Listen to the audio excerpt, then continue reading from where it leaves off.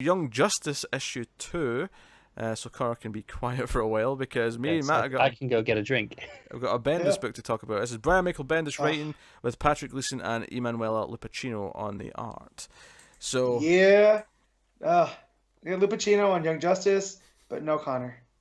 So bummed out. I've never been so excited yet. So well, I mean, clearly we're getting to that. I mean, I think it's quite obvious. No, I know. That this first arc is clearly going to be each issue is going to have flashbacks for one of the characters to explain sort of where they are and how they got here and that kind of thing. Because this issue sets up some of the stuff that's going on in Gem World and the war that's happening. And was it Opal? The Lord Opal is after Amethyst. Opal, yeah. Opal, Dark Lord Opal. Dark Lord Opal, yeah. So that sets up that, but most of the issue is actually a flashback with Cass and kind of when she met Zeus a few weeks ago. So let's call her Cassie because we have Cass. Sure. Call Cassie. You're right. Orphan. Right. Yeah. Because we obviously the team all get transported to Gem World. But we catch up with Ginny and Ginny Cassie Hex. and Teen Lantern. and Teen Lantern, whose name we don't know yet, their real name. No. So we have them kind of dealing with each other and try to figure out who they are. Ginny's threatening to shoot both of them because she's, nervous. We end up cutting back to Cassie fighting Desparo, which leads to Zeus showing up and trying to give her birthright, this necklace, which completes the trinity of, the lasso, the gauntlets, and the the thingamajig.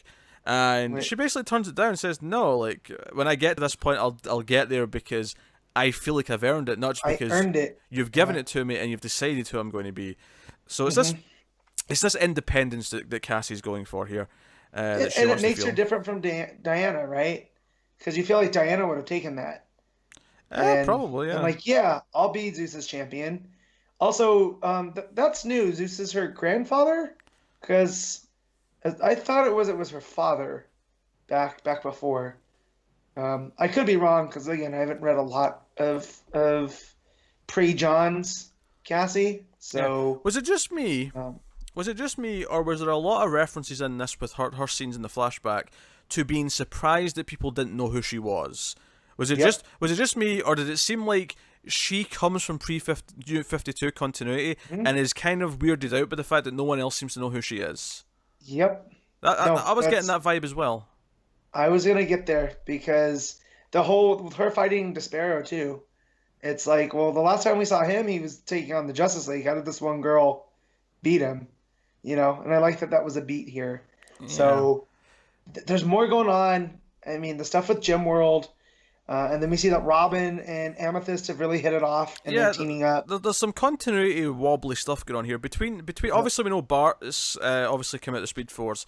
We have Tim seems to know things. Connor's around. He's in Gem World at least. And then on top of that, now we have Cass, who her memory seems to be more of pre-New 52. So I'm very intrigued as to how we're going to explain this and how it's all going to click together. But clearly it's building to it, though. Given the talk of Seven Crisis, given all the hints of all the little bits of dialogue between this issue and the last issue, it's clearly building towards something, and I'm very intrigued as to where it's building to. So, and while he's doing this, Bendis is giving us all of these fan favorite for me characters. He's also establishing new characters like Teen Lantern and Ginny Hex. So we're getting the best of both worlds here. Yeah, because once to try to figure out where they are, Cassie picks up the truck with Ginny inside it, and she's like, "Hey, Teen Lantern, just go inside the truck. You can save your energy." Yep.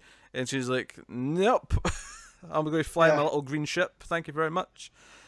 So God, this is one that I wish was every other week. Yeah, they run into Robin, because he's flying a unicorn dragon thing. It's a unicorn. Yeah. With wings. Yep. Not a Pegasus, because a Pegasus doesn't have a unicorn horn, right? No, it's there's another name for it. I learned it from my nieces when they were into My Little Ponies. Because I got corrected. Anyways, as you do. Yeah. Well, and it seems like there's stuff going on in Gem World where they're trying to overthrow Amethyst, who is the rightful ruler. And that's Opal's side. At the end of the issue, the big cliffhanger is that Lord Opal shows up to kill Amethyst. But her intent... Well, I'm talking about the meeting of all the basically all the families of Gem World. Like, there's a representative there. And they're seeing with... I think. No, there was a... I don't have my issue in front of me. Pull it up. It looked like there was a circle of them. I'm looking. Yeah. Oh, you're right. There is actually some more characters Yeah. in the background. I'm And fairly. they're talking about where they all lie, and you get the feeling like Opal has completely seized, House Opal I'm through darker means. Matt. I'm fairly sure that only two of them ever speak. Yeah, but I'm talking about it's there's clearly a meeting going on of these families, and it's supposed to be secret because they're all in the shadows. Yeah, And I this is mean, the meeting yeah, that Tim and they're all just talking got. about survival and who they're going to align with, and Yeah, they're turning against the right, Amethyst family because they wanted, not be killed by Opal. It's a whole right. thing.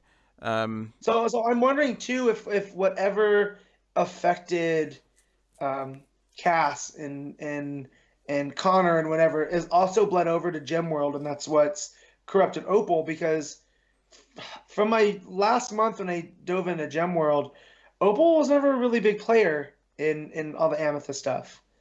So I'm just wondering it could just be how. Bendis taking a smaller character and Yeah, well, that's what I mean. But I yeah. feel like equal and opposite reaction and all that stuff. You know, But yeah, it was a real quick issue. Like outside of the cast stuff with Zeus, like, and those pages were gorgeous. I thought, it's Lupacino, so Yeah, I it's like when they do. especially Lupacino for the flashback stuff. Um, Yeah, no, I really like the art. The art's really good throughout. Really good use of colors again as well. I like what it's doing with Cassie. I like that each issue seems to it's going to be focused on one of the characters like this to give us a good yeah, sense of where they are and like what's been going through their heads. Like, because I think the new characters will be interesting. Jenny and Teen Lantern, because it'll be like, okay, here's their origin. Who are they? But for Tim, Bart, and Connor, yeah, very interesting stuff I'm expecting from that.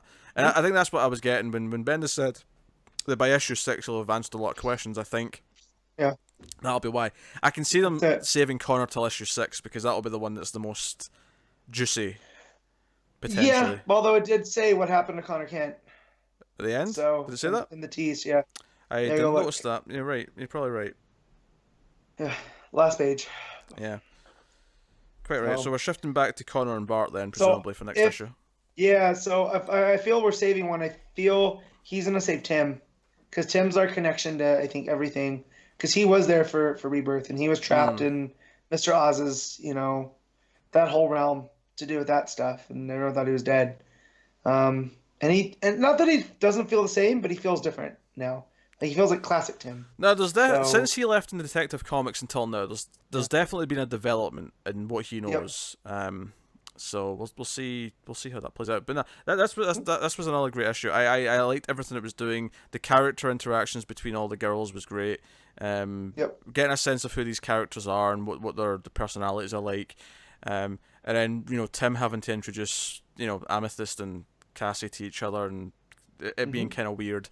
In a fun kind of awkward teen way. Yeah. So it was delightful. I can't really fault it too much. What are you giving it, Matt? That's a 9. I'll go 8.5. I don't want to quite go to 9. It ended really quickly, and I'm like, damn, I want more. I know that sounds like a weird Yep. complaint, but it was a Yep. quick read, so Yep. 8.5.